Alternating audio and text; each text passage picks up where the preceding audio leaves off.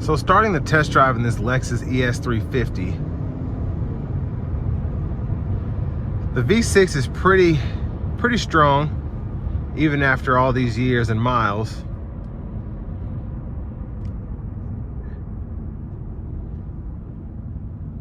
But I want to test out the shift mode just to see how it does. I'm going to put it in the first. So the shifts are pretty good.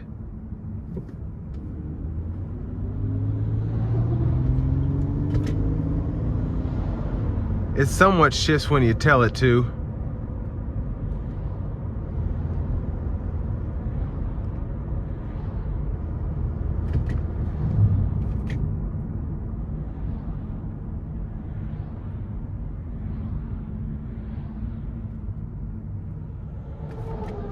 And we'll try and punch it here.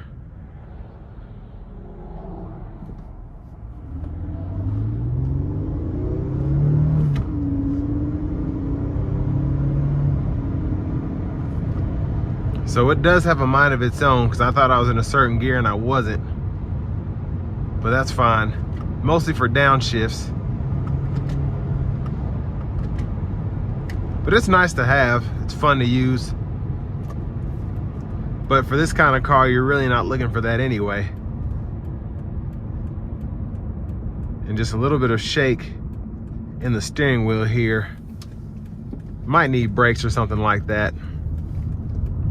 This one's pretty much a wholesale car, but I mean, for it to be a wholesale car, it is in immaculate shape. I feel like you fix that, whether it's the brake, suspension, whatever it is, and it's a light issue. It's just something I know from driving so many cars, but you fix that and there's probably nothing else you have to do to this thing for a minute, because the Lexus V6 and 6 speeds, and even before that, when there's 5-speed, 4-speed, they're pretty much bulletproof. They'll last as long as you take care of them, honestly. I've seen some LS Lexuses with 500,000 miles. I've seen ESs with 320, 330. And that's vehicles that were for sale. So somebody else drove that and then somebody else bought it and then put even more miles on it.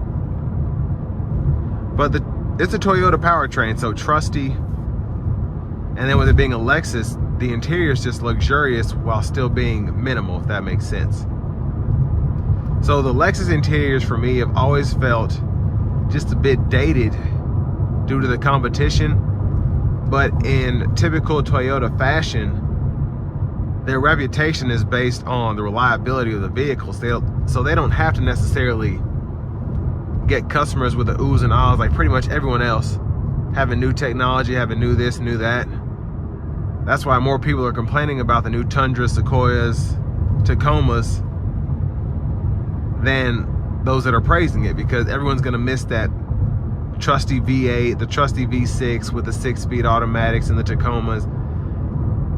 And the Camry's still carrying that over, but who knows how long that'll last, having a naturally aspirated 4-cylinder and then the V6 and the hybrid. And of course, who can forget the Prius? Those are also known for outlasting the test of time, really. But love the driving dynamics of this car. I can't get over the feel of the wood grain though. That just makes driving this that much better. So my opinion's a little biased at the moment. But the steering can feel a bit loose, but in a luxury way. It drives like a Cadillac, a Lexus, how you expect your luxury vehicles to drive. You don't want to feel a lot of sway based on the movement of your hands, but you also want to have control of the vehicle.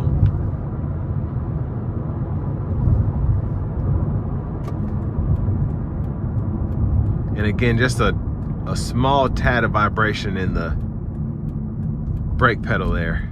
But we're gonna see how it does getting on the interstate again.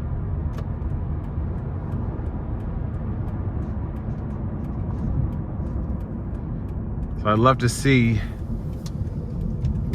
how it goes here. And let's put our foot down.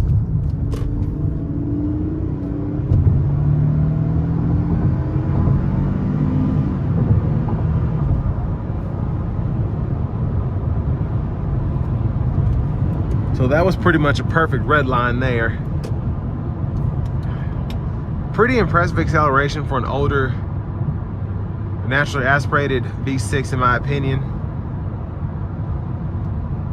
And I did forget to mention, you can go through your odometer and change your trip here. But ride quality is pretty solid, and what helps this is the seats are so comfortable.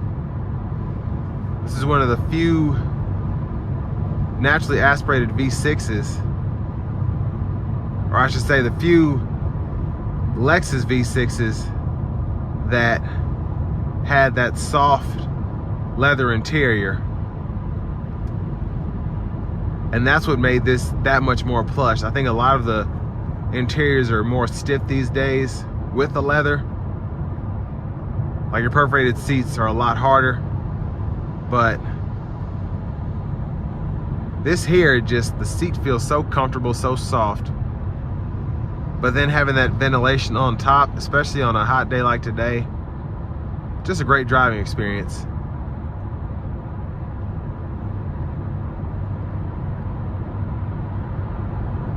But pretty easy to drive.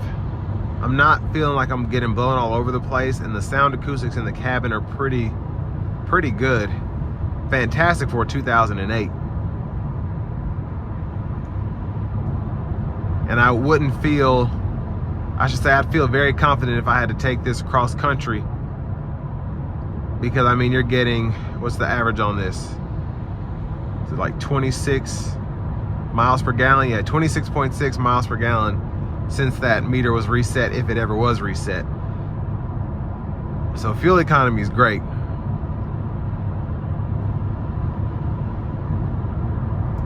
And just the more I drive it, especially cruising here, like 70, is where it really shines, just in how smooth the ride is, even with 184,000 miles on it.